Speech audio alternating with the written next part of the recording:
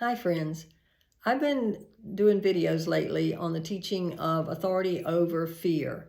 There are two main types of fear. One is the reverential fear, which is the good kind, the fear of God. And then the other is tormenting fear, which is the bad kind, and we battle against it. One of the subcategories under tormenting fear is circumstantial fear. In other words, fear over something that has happened. It's a fear that comes because there's an uncertainty. And so today, there are many people that, because of circumstances in America right now, there are people losing jobs, there are people losing benefits, and naturally a fear is going to rise up because of that. But God has an answer for that in His Word. And if you'll go with me to, I have my Bible right here. If you'll go with me to Proverbs 3, and you'll want to mark this in your Bible if you do that, or just put a sticker there. Proverbs 3, verse 5. Trust in the Lord with all your heart. I know you've heard that so many times, but this might be the very critical time that you need to really take it to heart. Trust in the Lord with all your heart and lean not on your own understanding, but in all your ways acknowledge Him, and He will direct your paths.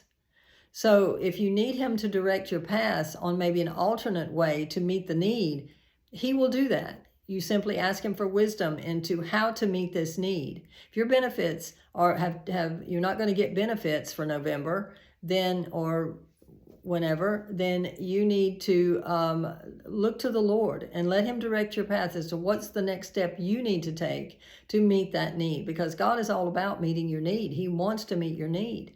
He goes on to say in verse 7, do not be wise in your own eyes, fear the Lord and depart from evil. Of course, He wants us to depart from evil. It'll be health to your flesh and strength to your bones. Fear saps you from that. So we want to depart from that fear, and we want to have trust in God. We want to have faith that God is going to, and right now, when you're in the middle of a bad report or losing benefits or whatever, it's hard to step up and say, oh, everything's going to be okay, because that fear there is saying to you, it's over, you're done for.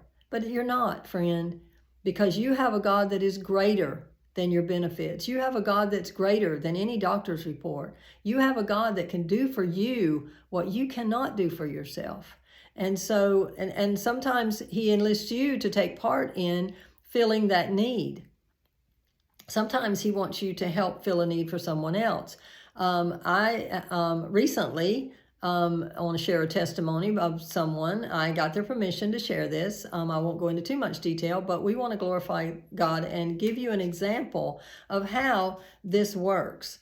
Let me read verse 9 first. It says, honor the Lord with your possessions and with the first fruits of all your increase, so your barns will be filled with plenty and your vats will overflow with new wine. If you honor the Lord, He is going to bless you. And even when you do, sometimes you may hit a rough patch, but you can always go back to the Lord and say, okay, I don't know why this is happening, but if you'll tell me what to do, I'm going to do it. So it was with my friend that she got a notice that because she was late on something, that she had 24 hours that she had to pay a certain amount or find someplace else to live.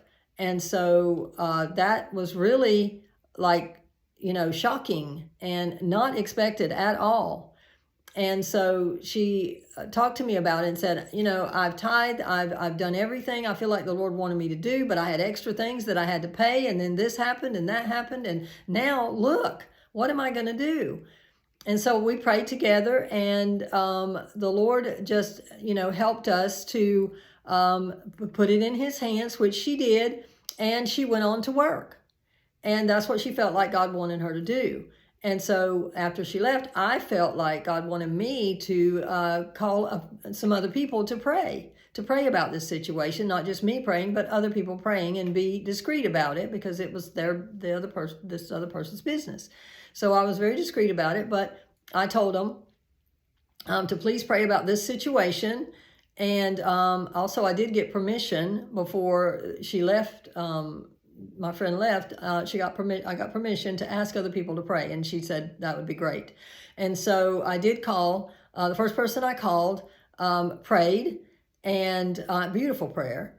And at the end, before we hung up, she said, Carice, she said, I feel the Lord telling me that I need to send you X amount of dollars, which was above and beyond what the need was. And the need was quite large.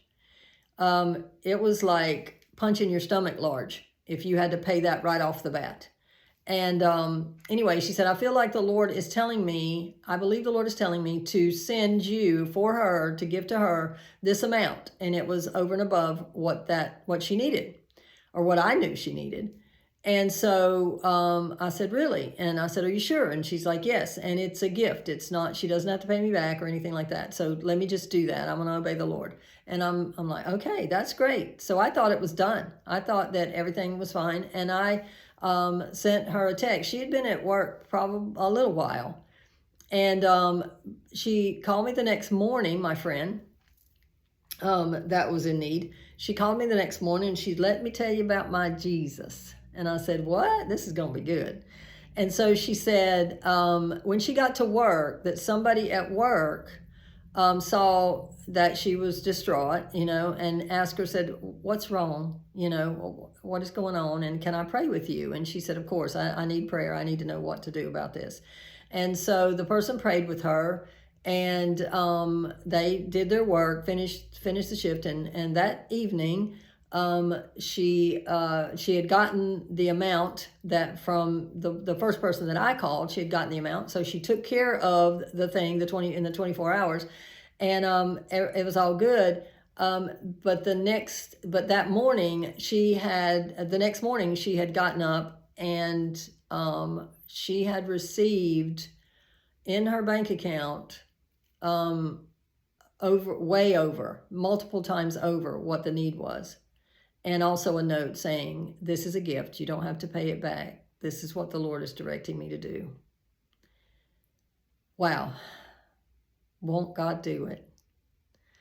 So now this person that was basically punched in the stomach, within 24 hours, God restored and gave her over and abundantly what she needed.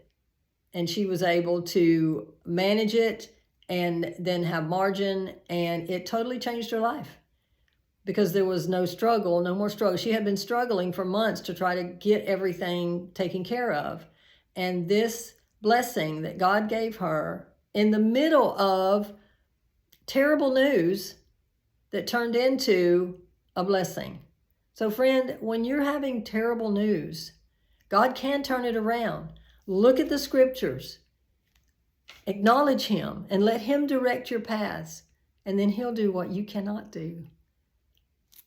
Honor him by acknowledging him and letting him help you, and then fear will vanish because God's in the midst. Be blessed, my friends.